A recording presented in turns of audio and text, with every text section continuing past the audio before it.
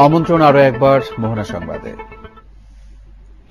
গৃহকর্মকে ঝুঁকিপূর্ণ শিশুশ্রম হিসেবে বিবেচনায় নিয়ে গৃহ শ্রমিকদের অধিকার আদায়ে নতুন নীতিমালা প্রণয়নের পদক্ষেপ নিয়েছে সরকার। সকালে রাজধানীর ফার্মগেটে ডেইলি স্টার ভবনে শিশুশ্রম প্রতিরোধে আয়োজিত গোলটেবিল বৈঠকে কথা জানান শ্রম ও কর্মসংস্থান প্রতিমন্ত্রী মুজিবুল হক চুন্নু। তিনি বলেন, শিশুশ্রম বন্ধ করতে হলে জনগণের মধ্যে এর ক্ষতিকর দিকগুলো তুলে ধরতে হবে। বিপ্রজিৎ বাপ্পার রিপোর্ট।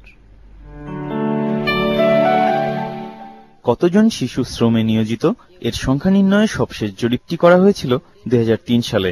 এরপর 11 বছর পেরিয়ে গেলেও হালনাগাদ করা হয়নি কোনো তথ্য।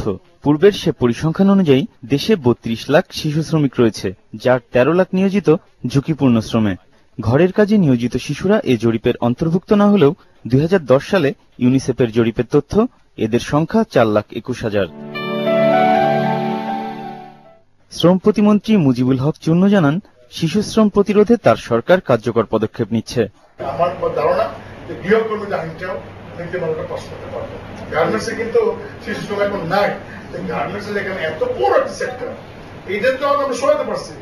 বাকি যেগুলি আছে এগুলি আমরা পারবো, একটু সময় তো লাগবে। ইতিমধ্যে আমি বিভিন্ন মন্ত্রণালয় বিভাগ থেকে মতামত আনছি। এখন আমার টেবিলে আছে, এটা আমরা দেখতে থেকে নেক্সট আমি 1 মাসের মধ্যে আশা করছি ক্যাবিনেট নিব। ক্যাবিনেট পাস হলে পরে এটা পার্লামেন্টে যাবে। ঝুঁকিপূর্ণ শিশুশ্রম নিরসনে জনসচেতনতা বৃদ্ধির উপরে জোর দেন শ্রম প্রতিমন্ত্রী। ওদেরকে জানার প্রয়োজন নাই। আমার সন্তান সাথে কাজ করলে আমার কেমন লাগবে এইটুকু জানি তো।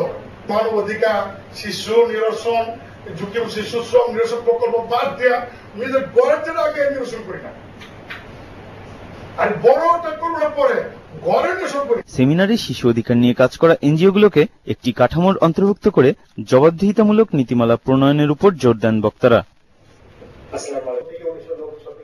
বিপ্রজিৎ বাপ্পা, মোহনা সংবাদ, ঢাকা।